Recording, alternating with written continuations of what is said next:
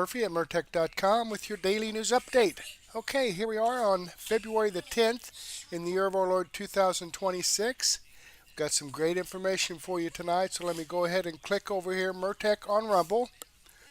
Okay, this is my Rumble channel, and this is the video we're going to be doing tonight. My little girls are going to bed, so they want to come in and give me a hug. All right. Good night, girls. Love you. Don't let the bed bugs bite. All right, sorry about that. Okay, let me jump into this. All right, and pause this. Good night, girl. And close out the live chat. Let me slide down here and click the Show More button to expand out the description box. Okay, we have information from Dan Bongino, ACLJ Sekulow, Rubin Report, and Wendy Bell Radio. But before we get into that, I've got a bunch of people that follow me today. 11 people follow me today. That's great. Linda Puckett just started following my channel. EI1959 just started following my channel. Carla Brown Gierke just started following my channel. Mr. Bugman just started following my channel. Van Lightfoot just started following my channel. Markless Garden 911 just started following my channel. Spirit Wind just started following my channel. Blonkers just started following my channel. Diana Spencer just started following my channel. Aaron 1L just started following my channel. And Patrice 58 just started following my channel. So thank you very much, folks, for following my channel. I greatly appreciate that, and I hope you enjoy the content tonight. All right, Debbie BS reposted my episode 1833. Uncloudy and Diane Spencer commented on my episode 1833. Debbie BS commented on my extra 616A and 616B and 616C. So thank you very much, folks, for your comments. I enjoy reading your feedback, and I definitely appreciate your support. So let me go ahead and give this a thumbs up. Boom. There you go. There you go. And I have one of those little thumbs up icons right here below the video that you're watching. So if you would slide down and click that, I would appreciate it. Okay. Speaking of comments, and Diane Spencer got the comment of the day. Let me go ahead and share that with you. First time watching, and I have subscribed. Thank you. Well, thank you, Diana Spencer. I greatly appreciate that. Okay, let's jump back here and get into this. From Dan Bongino, No Dudes in Dresses, episode 2449. Let's check this out. Got a lot to talk about today. You can get all wall-to-wall coverage on cable news about that. People obviously interested in the story. I've heard that the viewership is through the roof. I mean, it's a terrifying story. Folks, the tide has already turned in the culture war. It's already turned. I think the tide has turned. It's already turned. We haven't won anything, but it's already turned. It's in the other direction right now. If you are on the right side of history with us, congratulations, welcome to the party. If you just converted to the right side of history, i.e. you're someone like one of these celebrities or so who's like, you know what, I like Donald Trump now, welcome to the party too. I don't particularly care what celebrities have to say, but I'd rather you vote for us than not. The culture wars are changing. People are being tired of being told that it's okay to have a men's penis in a woman's room. Nobody ever believed that. Only the nuts believe that, pun intended. The tide's already turned. Trump changed everything. What he did is he moved the needle on what conversations were safe to be had. I'm going to address this with Secretary Noam later, and I'm going to play a clip of Secretary Kennedy, RFK, talking about how this president just kind of lets you do your thing and doesn't really care so much what the public perception in the media is. You'll see the clip later, but he has moved the needle about what's okay, air quotes, to talk about. And he has allowed his cabinet and his leaders, whether it's the Secretary of War or elsewhere, Secretary of Homeland Security, to do the job and not have to worry about every media headline about, oh my gosh, that wasn't politically correct. And he wasn't politically correct. He doesn't care. He changed everything. He made the GOP which was the stodgy old bow tie wearing party, the Mitt Romney crowd, he made the GOP and the Republican Party the edgy party again. He just did. No one understands marketing of a brand better than Donald J. Trump. No one, 0 people understand it better than him. Here's what I'm talking about. He's got like the culture war Avengers in his cabinet. People are like, we're not doing these culture wars. We're doing make America safe again, make America wealthy again, make America great again. That's what we're doing. If you have an alternate agenda, get the hell out of the cabinet, like stat. Here's Secretary Hegseth from the Department of War yesterday in, again, another banger of a speech. Guy's doing an incredible job. And this is the kind of thing I promise you, under no prior president could ever be said, Republican or Democrat. They'd be like, oh my gosh, the media is going to take this all the wrong way. What are you doing? You're creating headlines, all stuff. No, not this president. Here he is. This is why I titled the show. Despite some consternation from Guy, I just want it on the record. You know, Guy tells it like it is, even when he's wrong. He wanted a different title. This is why we titled today's show, No Dudes in Dresses. Check this out. I've heard a lot of generals say a lot of things. The dumbest thing I've heard generals say is that our diversity is our strength. It's the single dumbest phrase in military history.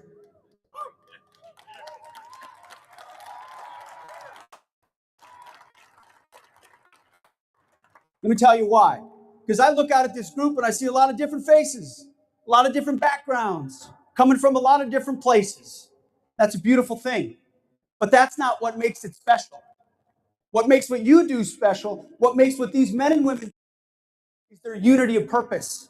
See, it's our unity that's our strength. It's our shared mission that's our strength. It's what we fight for together that is our strength. And so we're getting rid of all the distractions, the DEI, the climate change, no more dudes in dresses. And notice the applause from the crowd. These were things in the past. Time out here. I need you to listen. These were things in the past prior to Donald Trump that I promise you upwards of 80 to 90% of people were thinking but were afraid to say. That's what the term political correctness is about. Notice they don't say moral correctness, they say political correctness. In other words, you know you're on the right moral arc of history side. However, politically, the winds are blowing in a different direction due to pressure, agendas, and other things. So you stop saying what you want to say. This president, he doesn't buy any of that bullshit. And he gives you latitude to work. Now, you may be saying, some of you, well, that's just talking points and trying to get a reaction from the crowd. No, it's not. This stuff has a real tangible effect on how government operates for you every day. If you've got a military more concerned with, racial and gender quotas and LGBTQIA 2+1 spirit, I can't even remember all the categories anymore, then they're not concerned about actually killing the enemy. And that's their job. Folks, this is not a small thing. These are not just talking points. They create freedom to operate in a hierarchy. President Trump creates this space where you can do the right thing for the organization, make them more lethal in the case of the Secretary of War.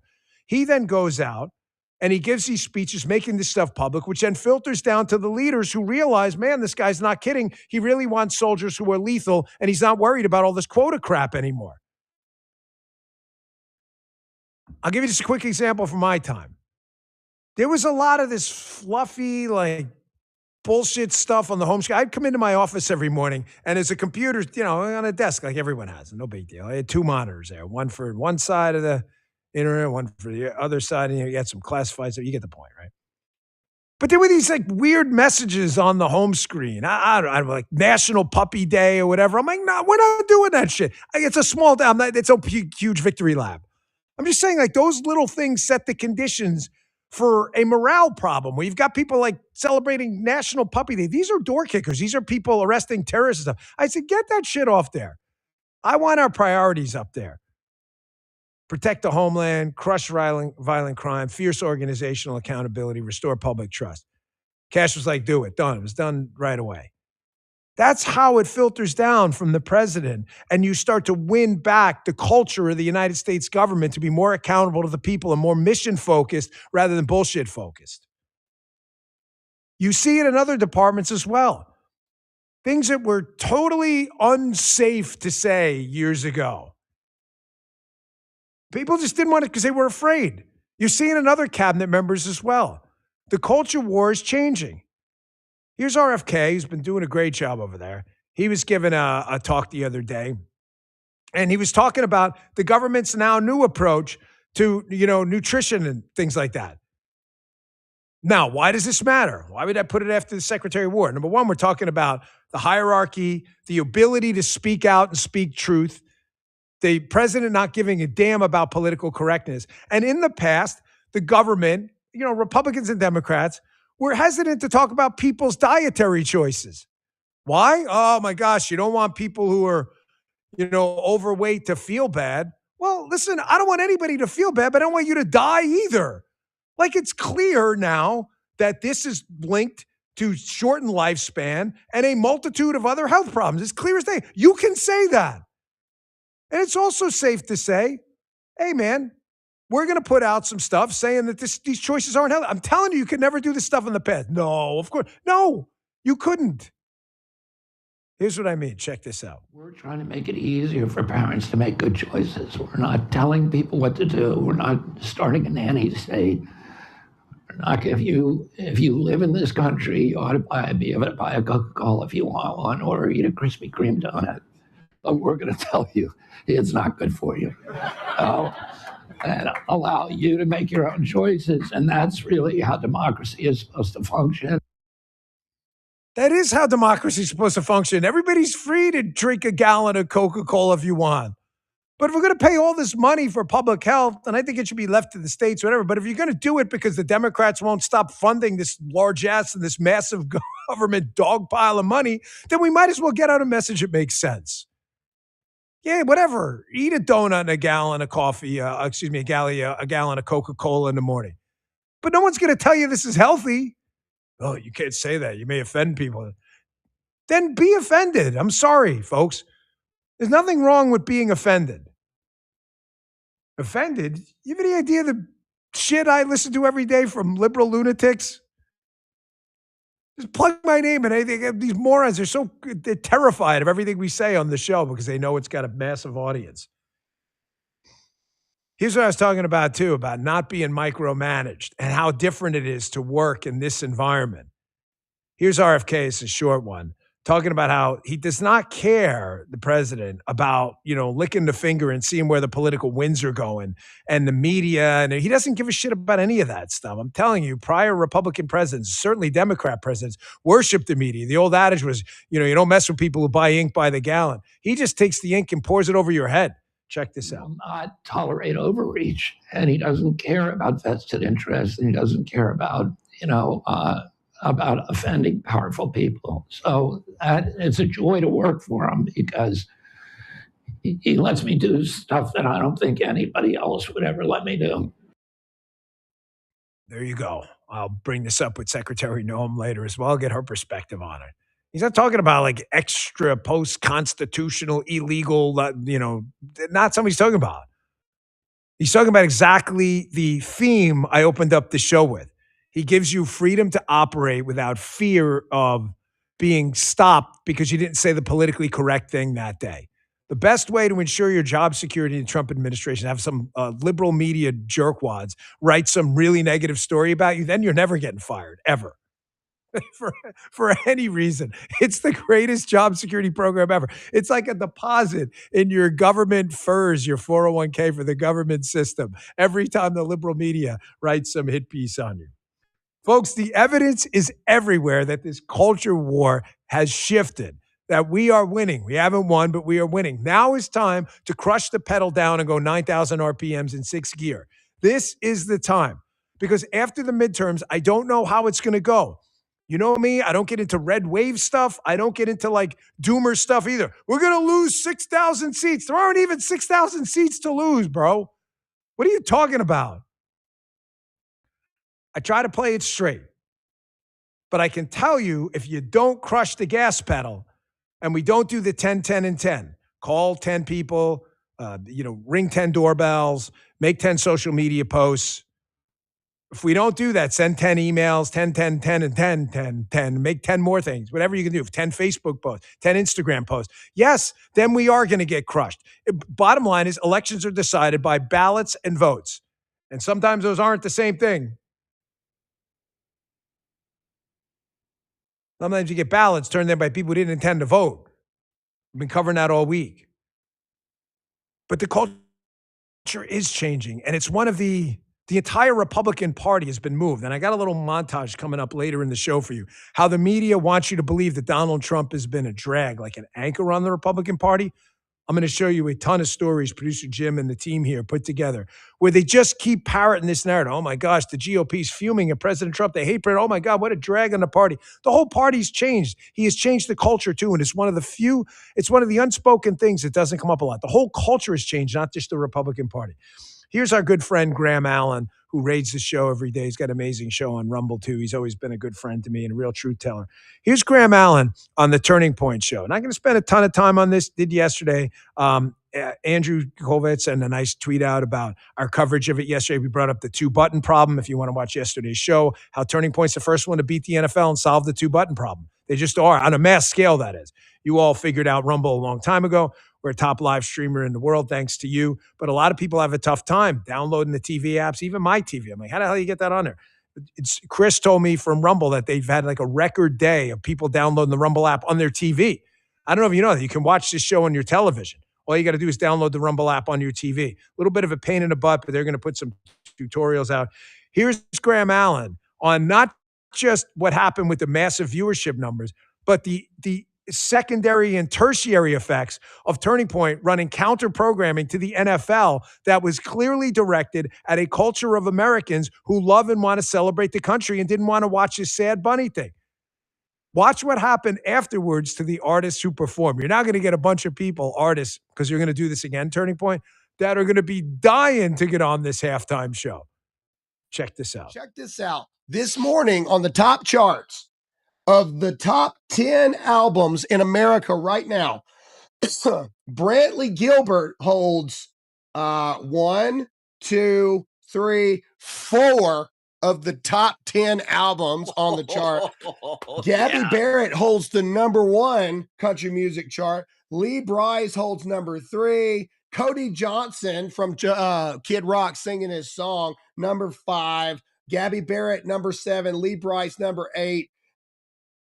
The Lord. It worked. Brantley, Lee, and Gabby, listen to me right here. The Lord rewards standing strong in your faith and your convictions. I love me some Graham. I didn't realize Graham opened the clip saying, check this out, after I said, check this out. Justin got a kick out of it for some reason. It's like the comedy break for the show. Check this out. Graham's like, check this out. I looked in the chat. Ida Ray says, love watching you on the big screen. Yeah, folks, it's an option. Download the Rumble app on your TV. I have it on my TV. It's not that hard, but some of us are not that tech savvy. Paula did it, but it's really quick. You can watch the show on the big screen. So thanks, Ed Ray. I appreciate it. All right, I'm going to go ahead and pause that there. Let me go ahead and click on the Rumble link and show you that Here's this video RFK's. does come from the Dan Bongino show. I am following his channel. I've given him a thumbs up. I hope you do the same thing for me. And I will include this video in my daily news wrap-up so you can see the rest of it. Let's jump back here. And anybody going to chat with me? Am I the only one? Is the chat not working or what? So give me some chats out there, folks. Okay. American Center for Law and Justice, Sekulow. Fetterman, Democrat from Pennsylvania, defies Chuck Schumer on election vote. Okay, well, let's check this out. John Fetterman, once again, made some kind of statement. It's not been uncommon for John Fetterman to be siding more and more with conservatives over the last few years. But this one has to do with voter ID, a topic that has come up from time to time. And you may be wondering why it's in the news right now when John Fetterman said he maybe wouldn't be opposed to voter ID laws. But Will, why don't you give us an update of why this has become a story right now, why he was even being asked it to begin with? That's right. A lot of news has been discussed recently, especially with all of these bills moving forward with government funding, about whether or not the SAVE Act would be presented before the Senate, And that's the Safeguard American Voter Eligibility Act. It is something that was passed by the House in mid-2025 and has been waiting in holding in the Senate whether or not they're going to move forward with it. There's a lot of discussion on whether the Senate Majority Leader, Senator Thune, will even make some adjustments to the filibuster rule into a talking filibuster as opposed to the legislative filibuster that we are so used to, where you have to get to the 60 votes to move anything forward in the Senate. A talking filibuster would be much more old school. But this is something that has started to come up now as these bills are moving forward with funding, because a lot of people are seeing this could be the time ahead of the midterms to roll out something like this. And this is something that has national voter ID. To register to vote, you have to have proof of citizenship. These are things that would safeguard American elections. It's something that the ACLJ and ACLJ Action have done action on. There has been a campaign with ACLJ Action to support this. But now you're starting to hear, at the same time that Chuck Schumer went out and called this Jim Crow 2.0, as they like to say, whenever there's any sort of voter restrictions, they go back to the race debate and say that this is just trying to disenfranchise minority groups. Yeah, that's a racist But attack. You're seeing the senator from Pennsylvania, John Fetterman, say this isn't a radical idea. And there's also polling to back that up that we will get into. Let's actually play it. This is Maria on Fox Business talking to John Fetterman. What I don't understand, Senator, is why it is so difficult to get the SAVE Act into the portfolio and onto the floor. What's wrong with having an ID to vote? Chuck Schumer last week said if the SAVE Act even attempts to get to the Senate, it is dead on arrival. Why? And now, me as a Democrat, I do not believe that it's unreasonable or to show ID just to vote. And I remind everybody that less than a year ago in Wisconsin, they added that to the Constitution by a 63%, passing, to put that in the Constitution that you have to show ID to vote. And they also elected a very, very liberal justice into their Supreme Court. So it's not a radical idea for regular Americans to show your ID to vote. I mean, I think you hear from John Fetterman like that, and you also think of the American people. A lot of you have to show your ID. I've never voted in my life in the states that I've lived in and not had to show some sort of proof of who I am. So this doesn't feel unnatural. No, it's not at all. In fact, I want to first go through and tell you what counts as an ID, because you may say, oh, you have to go and get some brand new ID. Likely you've got one of these forms already. And if you don't, you've got plenty of time to get them. In many places, they will do this at no cost for people who meet certain economic standards. So don't be afraid if you think, well, I don't have the money to do it. Likely your state still wants you to have an ID. So you can use a real ID. That's, again, that shows your citizenship. Usually that would be on a driver's license. So updating a current driver's license, you can do that. A passport. If you have a current passport, that counts as a real ID. It counts for these elections. A military ID with proof of U.S. birth, a government-issued photo ID showing U.S. birth, or other government-issued photo ID with a birth certificate, other proof of U.S. birth or naturalization documents. I mean, this is very broad. This is the bill that should have bipartisan support, and I'll tell you why in a second. So zoom out. It also requires mail-in applicants to prove citizenship in person when they go and request those mail-in ballots, so that you don't have that issue of what we thought was happening in 2020, where there were just too many live ballots all over the place. Now, you ask yourself then, well, is this just Republicans supporting this and the Democrats think this is going to hurt the vote? Well, elected Democrats keep saying that, Logan and Will, but when they actually poll Americans, 83%, not of conservatives, not of Republicans, 83% of U.S. adults support requiring some form of government-issued photo ID to vote. That includes 71% of Democrats. That is an overwhelming number of Democrats when their party is the party taking the line that this is Jim Crow 2.0. That's how out of line they are with their rank and file. Now, Republicans, of course, higher at 95%. Only 16% of Americans, adults, oppose it. And let me tell you, that's probably the group inside the Democrat Party that's running it right now. And the reason they oppose it is they will get less voters if you have to have ID. You know, it's very interesting. They're fighting this so hard. Why would a group that wants free and fair elections be so opposed to making sure that the people voting are the person they say they are and they're voting in the right district? Well, and Jordan, I think we should play this. This is from Senator Chuck Schumer on Morning Joe. So we got to set the stage here. Not like he went on Fox News and decided to fight this. Right. This is the questioner on Morning Joe. Jonathan Lemire is asking Senator Schumer after the polls with the context of the polls. Now, traditionally, on a policy issue like this isn't some human rights issue. This isn't some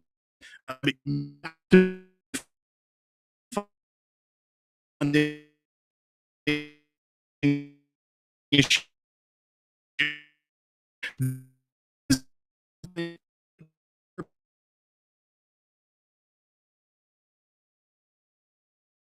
But when it's something that is so lopsided within a party,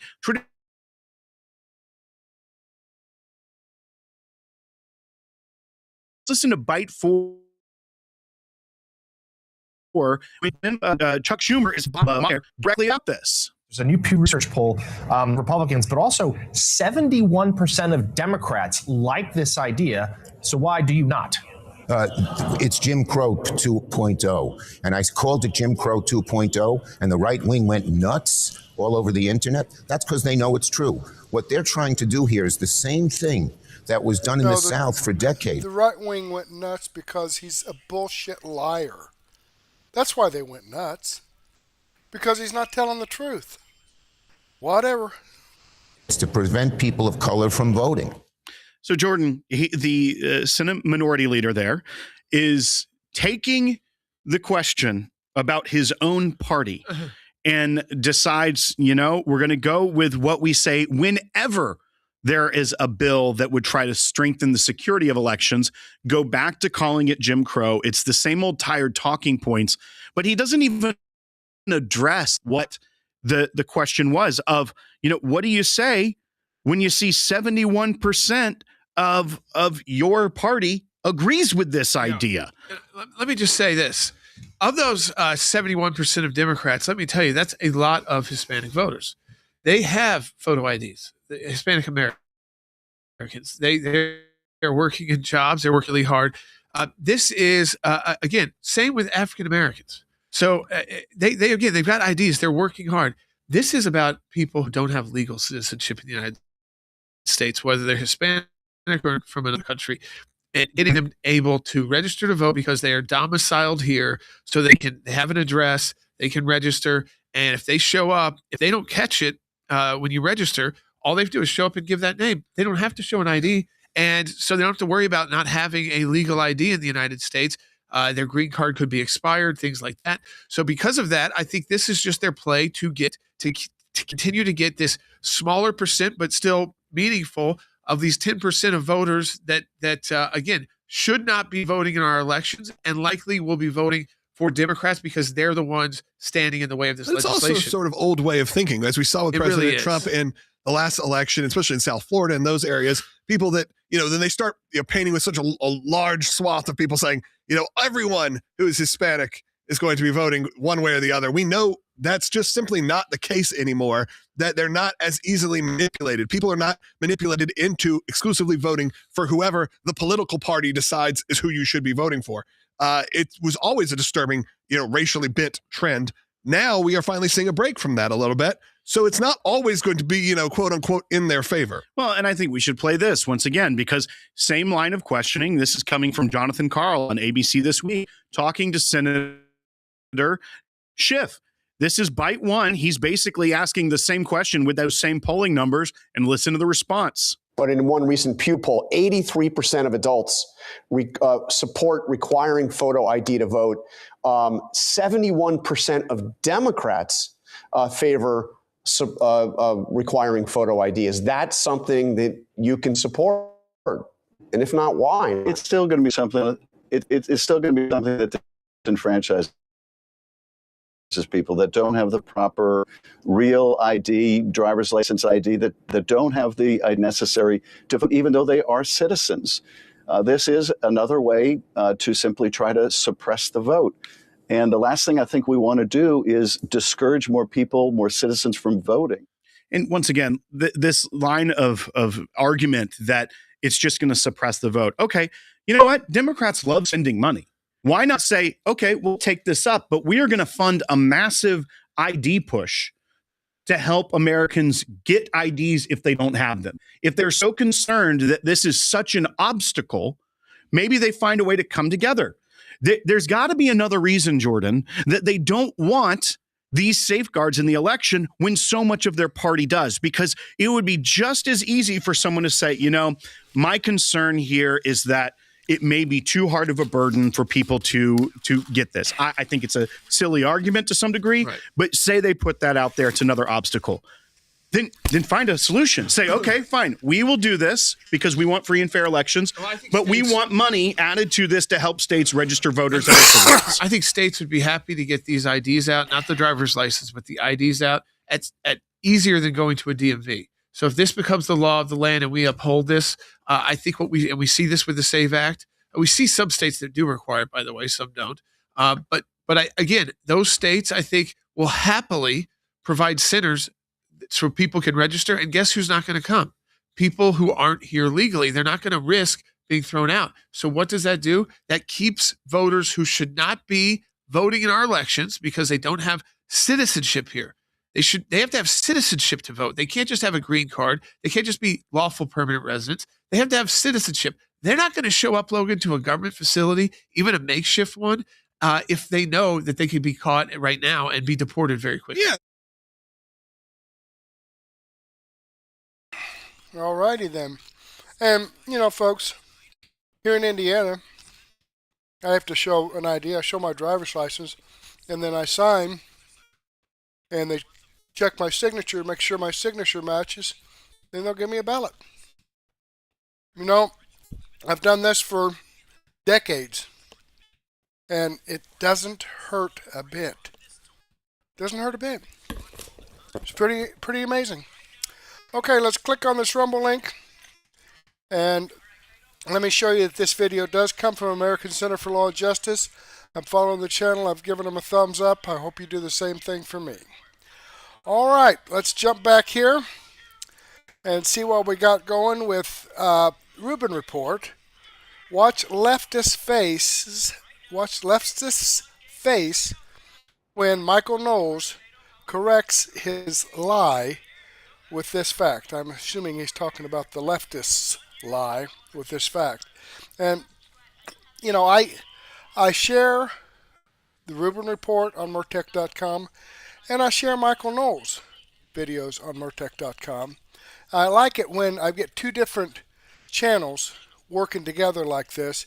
It kind of adds, you know, confirmation or credibility or credence to the information that I share on Murtech.com, where you can get no-nonsense, common sense, logic, and truth. So let's go ahead and listen to this and see what Dave Rubin and Michael Knowles has to say. Did Renee Good hit the officer with her SUV? Wait. My friend Michael Knowles over at the Daily Wire, like Michael a lot.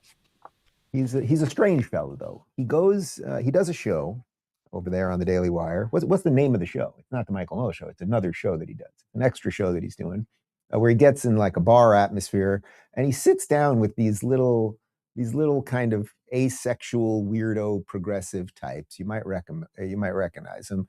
These are just like these 20-year-old nothings who have become progressive activists who are paid often by the DNC to say these things. The show is called Bar Fight. Pretty good name for a show, and they do it at a bar with a live studio audience. And Knowles sat down with two of these kids, and they're just like clone soldiers of each other. They're just the exact same thing. And here they are discussing what's going on with ICE and what the federal government should do. I mean, we're clearly seeing the majority of ICE agents in these blue states. It's clearly for political gain. I mean, Donald Trump is sending ICE agents into places like Minnesota, which is historically close to the southern border. It's right there, isn't it? I'm aware. And furthermore. Hold on, just to these blue states and these blue cities are openly declaring themselves sanctuary cities and states. They are saying we want illegal aliens to come here, and you're shocked that the Border Patrol and ICE will go in and say, "Well, maybe we'll arrest those illegal aliens," where they say that they are. Wait. So you believe that the role of the federal government is to enforce federal immigration law? Yes.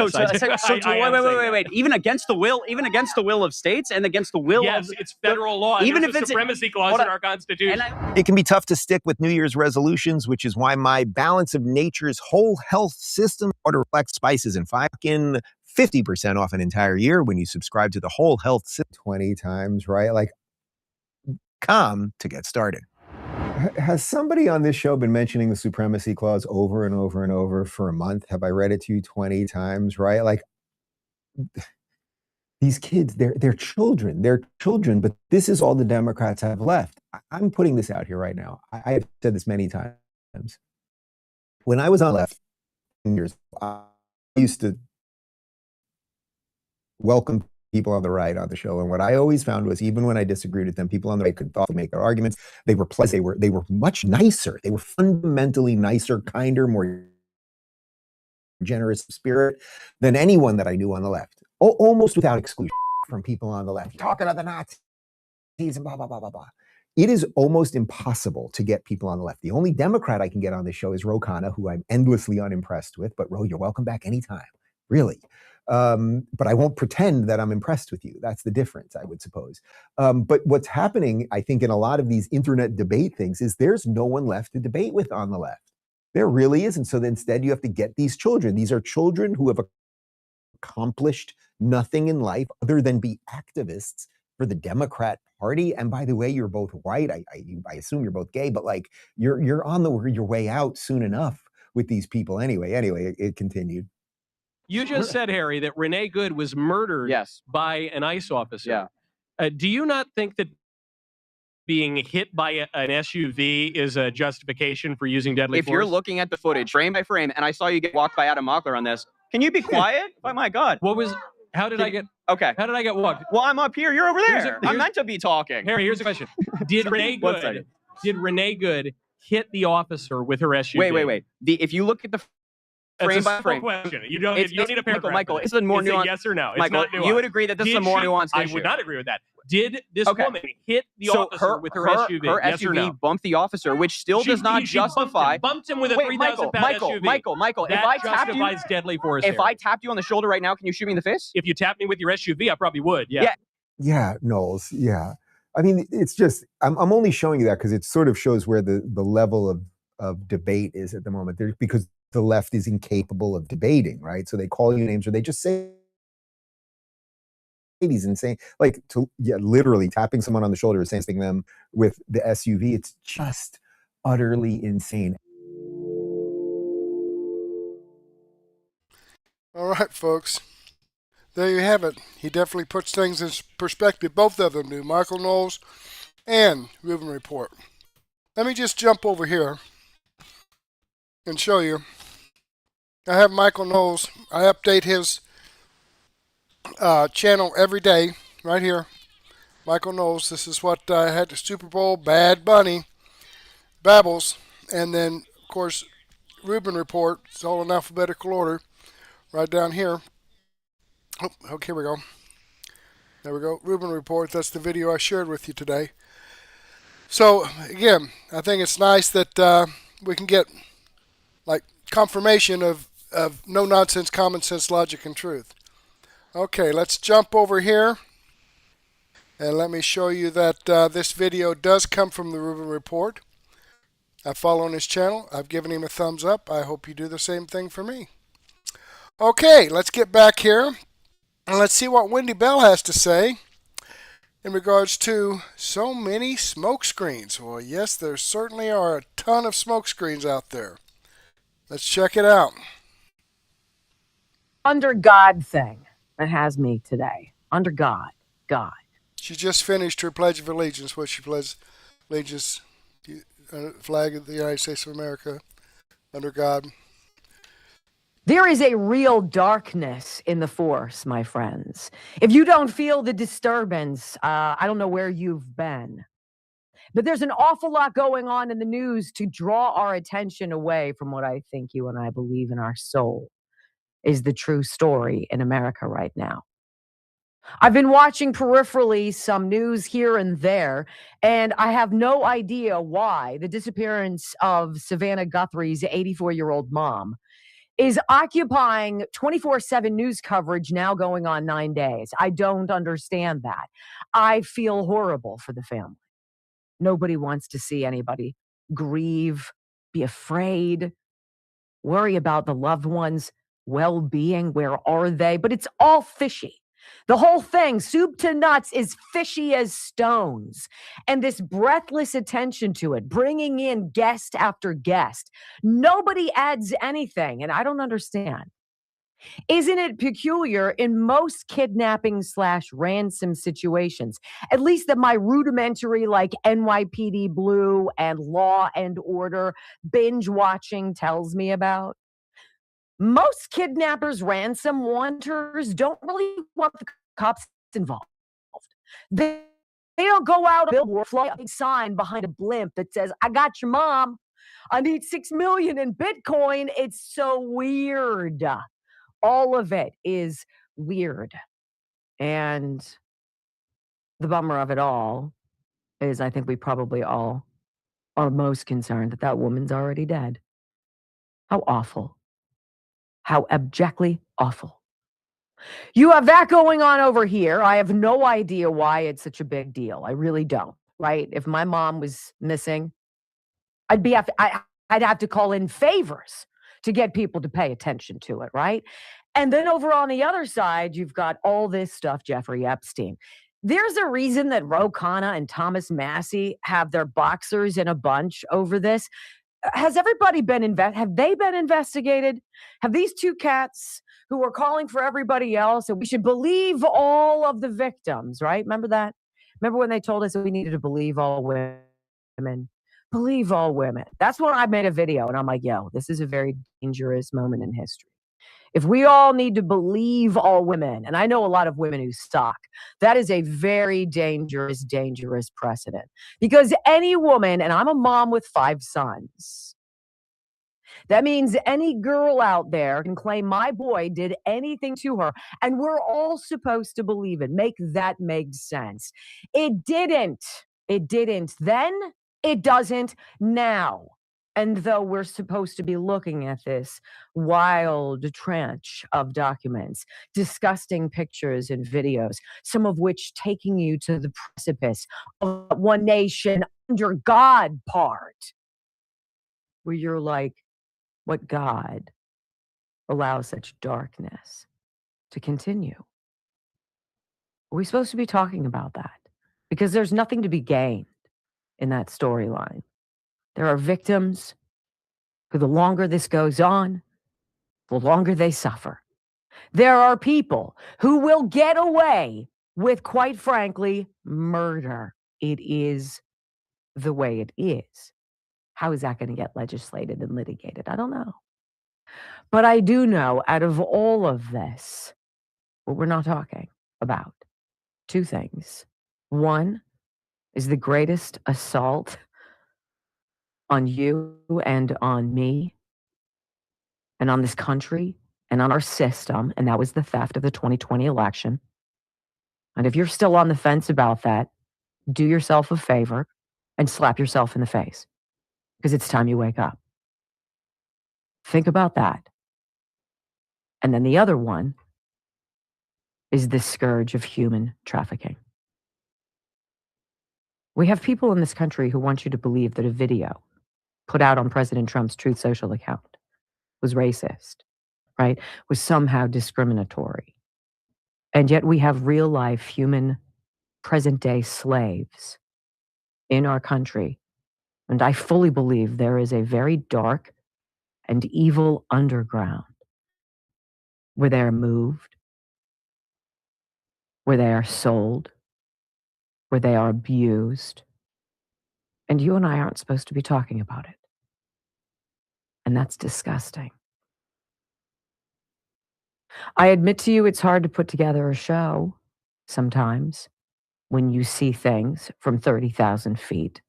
And I'm no super sleuth. I'm no member of Mensa. I barely cracked 1100 on the SAT back in 1988. And that was with a $1,000 counseling class. Didn't do much for me, right? I hate math. I write. That was always my flair. And yet I could see, as you can see, what is going on. The theatrical performance is no longer sticking.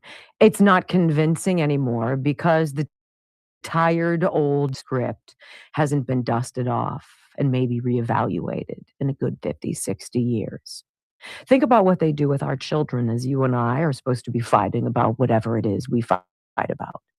There is a new tier of teachers, indoctrinated progressive white liberal chicks by and large, who are now cultivating and inculcating in the brains of mush of our public school students the clone trooper chip, so that they grow up groomed, propagandized, and active. Of course, they can't read or write, but some things you have to sacrifice when you're progressive. All of this I see, and I would be lying to you if I told you. Sometimes it's a little overwhelming. So what is it? To me, it's good versus evil. And I'm not naive to think that some of the good people out there who I believe in might not be. But I'm going to tell you about my feelings for President Trump, a man I didn't really ever pay attention to until he came down that escalator with Melania. I didn't pay attention to his shows. I didn't read his books. I didn't know about his story. I'd never traveled to one of his hotels. But I listened to him. And there was something about him that was just real. How could a billionaire, so wealthy, so powerful, so connected, so dazzling in the world of publicity, seem so normal? He cares about this country. He knows he's the only one who can save it. But it involves you and me forcing the people who we need to remove from Congress to, before they do get removed, vote for what we need and do what we want. The entire apparatus of the Capitol is rotten. It needs to be imploded. The system has to be roto-rooted. Any semblance of the cancer has to be excised, and all of the tunnels have to be filled in. We need a new start. We need a fresh beginning. We need people who are beholden to the American flag and not to their own greed or their own insecurity or their own lust for something inherently in themselves that they are missing. We deserve it. We have been bankrolling a corrupt system that abuses us and then criticizes us for asking questions. And one day, and it better come soon, enough of us have to rise up and say, it ends now. When that day is, you tell me, won't you? When we come back on the Wendy Bell radio program, Democrats just showed us Virginia is doing exactly what Democrats plan to do if and when they regain control of the House of Representatives. Do not doubt me when I tell you this. The example and the freaking slap in the face to the Republicans who don't understand what we're saying. Nuke the filibuster. Next on the Wendy Bell Radio Network. All right, there you have it, folks. She seems to be a little bit on the serious side today, doesn't she? She got some good stuff here. Let me get it up here. Here we go.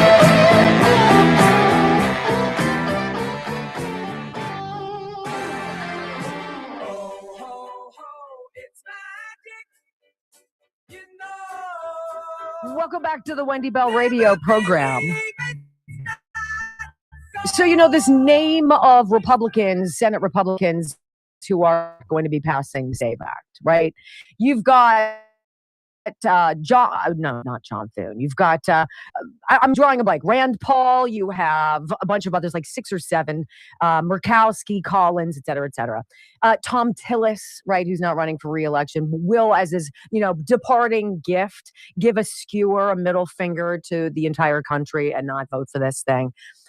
This is this is why I say we need to blow up the entire thing in Washington. Gone are the days of responsible, respectful discourse. Gone are the days of Republicans and Democrats working across the aisle and putting behind them whatever their political gripes are with each other for the good of America. At some point, there was this gentlemanly camaraderie of let's cooperate to get some stuff done, right? That's gone. And yet you have some of these rhinos who are like, well, I don't really think we should blow up the filibuster. I don't think that's a good idea. And I want to slap them all right across the face, right? And I want to be like, hey, honey, wake up, okay? Because here's what's going to happen the minute y'all lose in a midterm or a general election and Democrats retake the House. Watch and see what they did to Virginia. They just showed you in Virginia what they plan to do if they regain control. Listen to Fox News Bill hammer tossed to a reporter with the mind-bending progressification, if you will, of Virginia. So now from the Commonwealth of Virginia, Democrats moving forward with a plan to redraw that state's electoral map. This would give them 4 more seats the way the voting is now set up. Mike Emanuel's watching that story across the river from, across the Potomac in Washington, D.C. Hey, Mike, good morning. Bill, good morning. The complaint from Virginia Republicans is new Governor Abigail Spanberger campaigned like a moderate, but is governing from the far left. Spanberger is backing a plan from Democrats to redraw the congressional map, seeking to hold 10 out of Virginia's 11 congressional seats, while the current split is 6 Democrats, 5 Republicans. Texas Senator Ted Cruz reacting on X, a brazen abuse of power and an insult to democracy. 47% of Virginia voted Trump. They will now get just 9% of the seats. 52% of Virginia voters voted Harris. Now they get 91% of the seats. By comparison, in Texas, 56% voted Trump. GOP gets 79% of the seats. All right, so how does that make sense to you, right? Instead of a 6-5 minority Republican representation in the House from Virginia, now with their gerrymandering and redistricting, it's going to be 10 Democrats to 1 Republican. Republican voters in the Commonwealth of Virginia are no longer going to be represented. This is exactly what they say they're going to do. They tell you they won't. You know you can't trust them. Because they do it anyway. This is the definition of insanity, right? We're going to continue trusting people who prove to us time and time again that they can't be trusted, and yet we're going to think that all of a sudden they're going to prove us wrong, right? Or right, as the case might be, and be trustworthy. Look, if I tell you I'm going to do something, if I give you my word on something, it's my word. It's not negotiable. These people have no morals.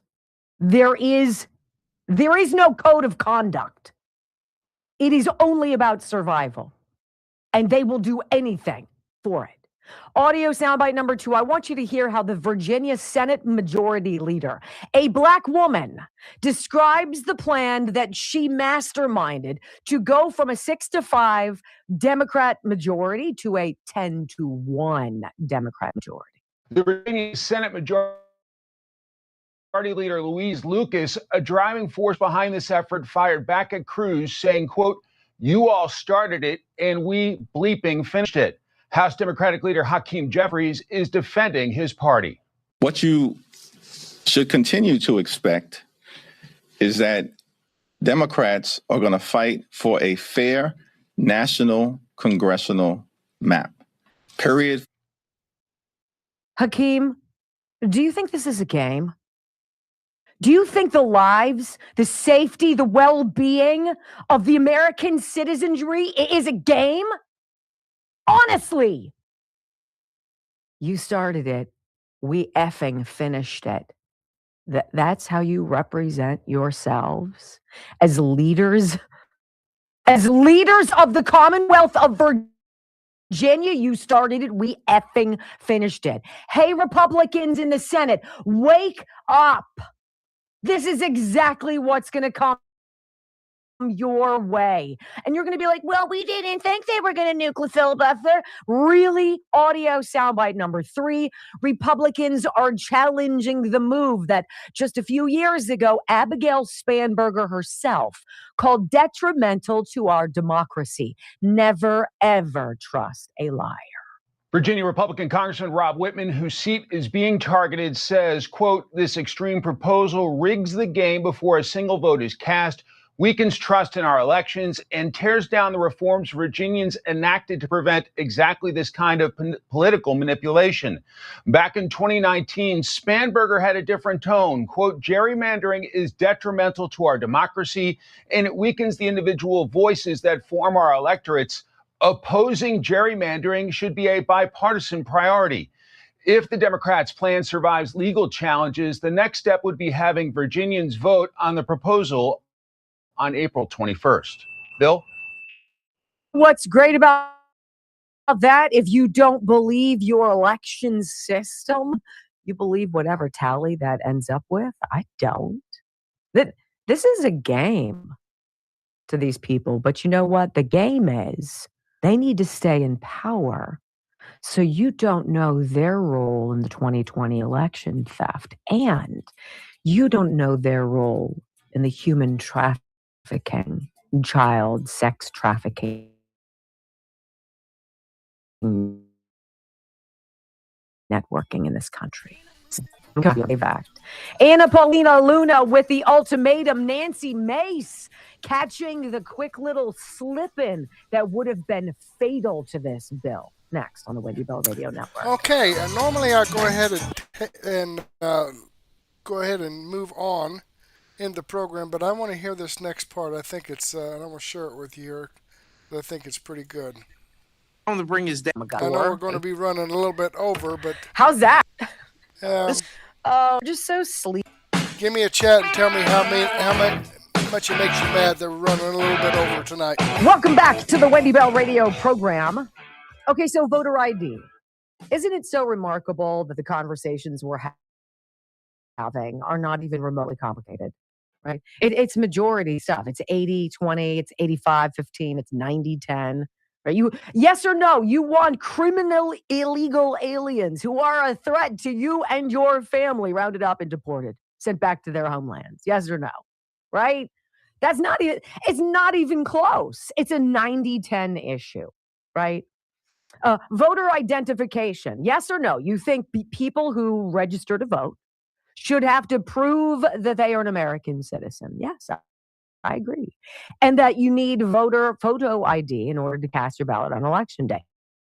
It's not even close. It's 85-15. And yet this is the hill that bad acting Democrats, think about Adam Schiff, think about Jamie Raskin, think about your favorite nincompoops on the left who are just dullards. These are not academic heavyweights. These are all lawyers who've never actually had a real job. But all they do is bloviate and from blowhardia, and that's their job, is to try to convince you that what you believe, it's common sense that everybody else believes, right, is wrong somehow, in that we need to change things. And you're like, no. So let's talk about this voter ID thing. All right, so we're going to check out a poll. I'm going to read you this. All right?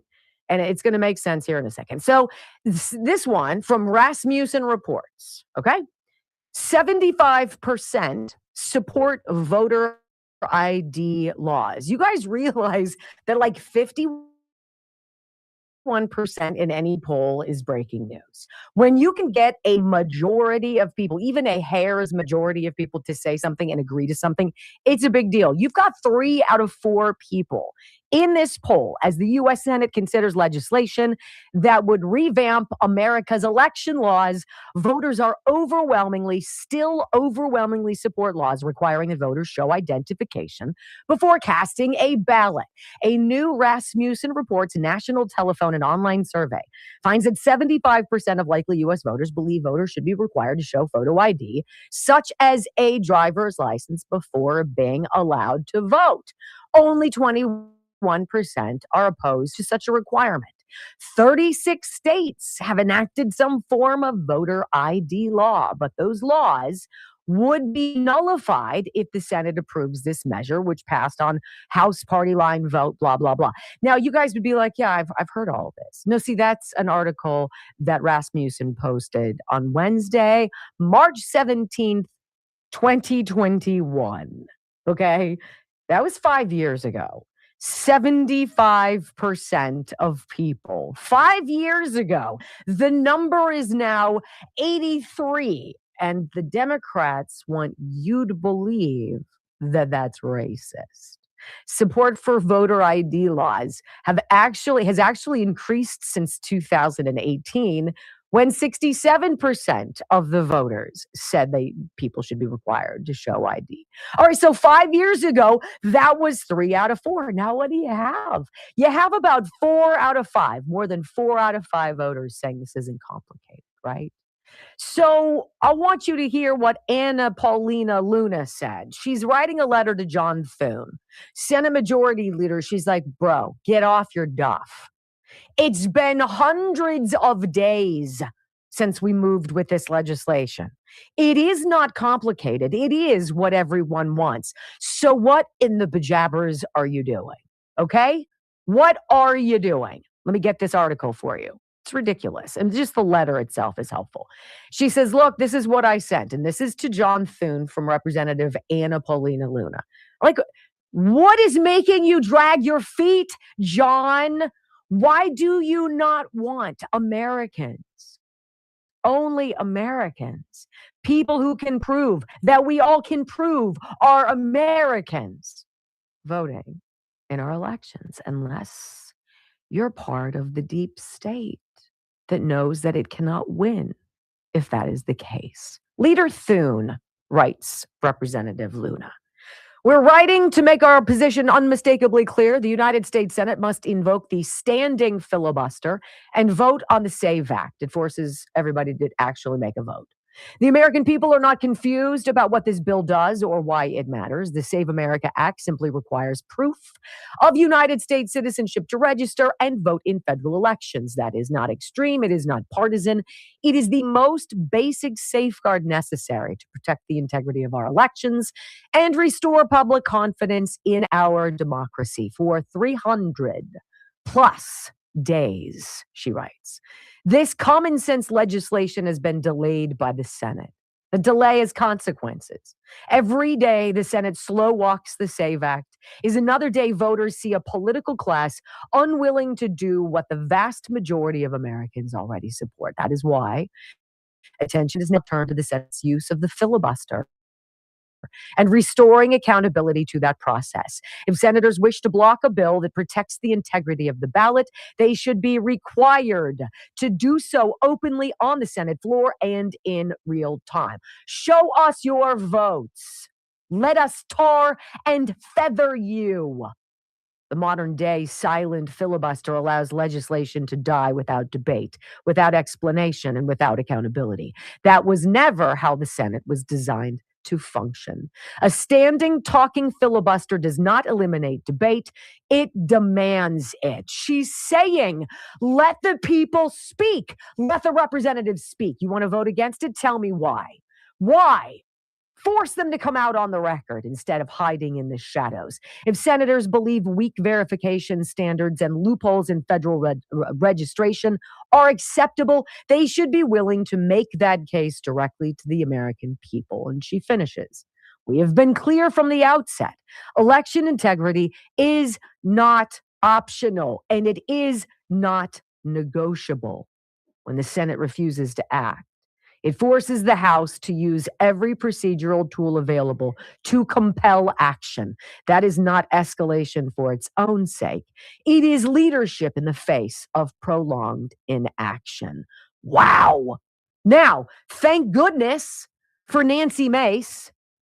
Nancy Mace actually read the legislation and she's like, whoa, hit the brakes. We got something to fix here. And so she puts out on X yesterday, just in, we filed an amendment to the Save America Act to move the voter ID requirements up to cover elections on or after November 1st, 2027. We strongly support the Save America Act, but voter ID cannot wait until 2027. It included that the enactment date would be after the midterms. What kind of, who would agree to that? That is how sneaky this game in Washington is. Yes, we'll vote on this, but we're going to vote on it so that it is enacted after the midterms when, God willing, we can either cheat or steal enough to claw back control of the House.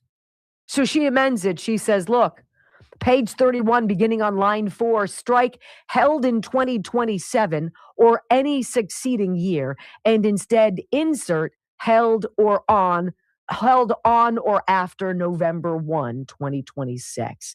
They were going to try to sneak in a provision that didn't require the SAVE Act to force people to show voter ID, photo ID in the midterms. Is that so gross? No, it's not. It's par for the course, and it's what they do. So I want you to, so Nancy Mace catching an error like that or a purposeful getcha, right? It's sort of like Brock this morning getting a picture from somebody in our viewing area from Pittsburgh. And I want to put it up because it's a tax document. It's the city's treasurer. And it's from the Allegheny County treasurer. And if you look at it, the return address misspells the word Pittsburgh and spells Pittsburgh, G-U-R-G. You guys, I mean, like, that isn't even close. Brock, we've seen some bastardizations of the word. That's your treasurer taking your money and not even proofreading. That's an indictment of the American education system. That is what you get in the city of Pittsburgh, where there are 33% of fourth graders who can read at grade level. And the numbers don't get better in the 8th grade.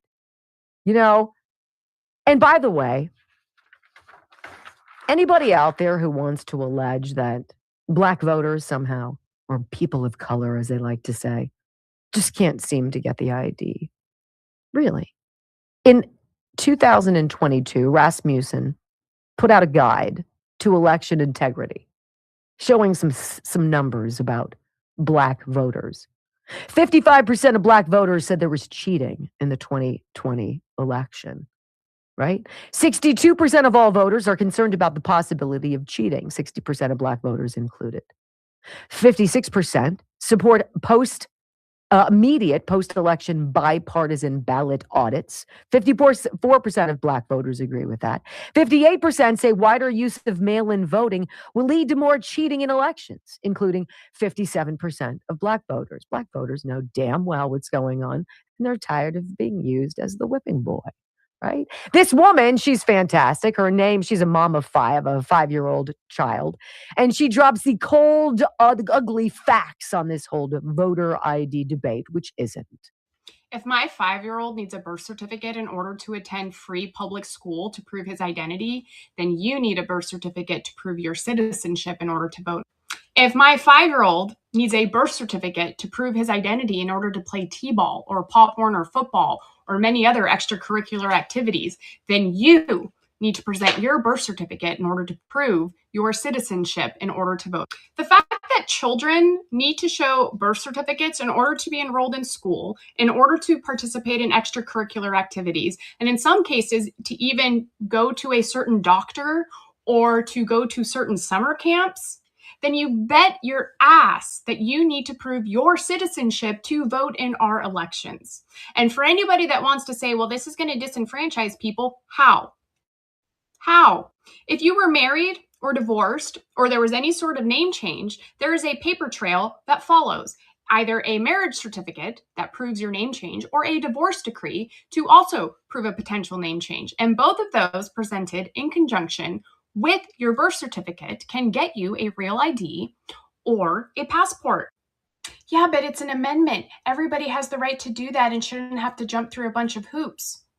Tell that to the people who own the 500 million firearms within this country, and the fact that most of us can't walk into a store and leave with a firearm that we purchased that day. And that's so true. I love all of the nuance you get when you go onto your social media feed. Did you guys see what they try to do? What Chris Van Hollen, the senator from where is he? Connecticut. He's a Maryland man. He's a Maryland man. Did you hear how he tried to skewer Commerce Secretary Howard Lutnick and make him sound like he was with Jeffrey Epstein on his island? Right? Oh my, this really ridiculous smokescreen. Let's not fall for it. I'll tell you why next on the Wendy Bell Radio Network.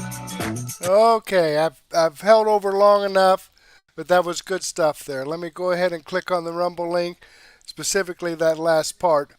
Okay, let me show you that this video does come from Wendy Bell Radio. I'm following her channel. I've given her a thumbs up. I hope you do the same thing for me. And folks, this video, these videos that I've shared with you here are videos that come directly from the producer channel. I've got the links to the videos right here and the links to the producer's channel. I don't get any commissions or royalties for sharing this information out, but I do get the satisfaction of providing you no-nonsense, common sense, logic, and truth, and these videos that I've shared with you are videos that I've posted here on Mertech.com. Now, I have over 55 no-nonsense, common sense, logic, and truth videos, and I'd like to share all of them with you, but unfortunately I just don't have the time to do that. That's why I've put together my daily news wrap-up, and here's the playlist for my daily news wrap-up. I'm going to start off with Wendy Bell, that we just left, and then Dan Bongino finish up his video, X22 Report, McWater's Effect, Black Conservative Perspective, Benny Johnson, Badlands Media, official Jovan Hutton Pulitzer, some Barry Cunningham. I've got 17 videos here and about 9 hours of great information. So go ahead and take a break. Grab a donut and a cup of coffee or a sandwich and a soft drink or a beer or a nice glass of wine and some cheese, and meet me back here at 9:30, about 20 minutes from now. Yeah, about 20 minutes from now. Let me get this set up in my Rumble studio, and we'll get this going for you. Get you some more good information that you're not going to get on the mainstream media, okay? But in the meantime, I do want to thank you for being here.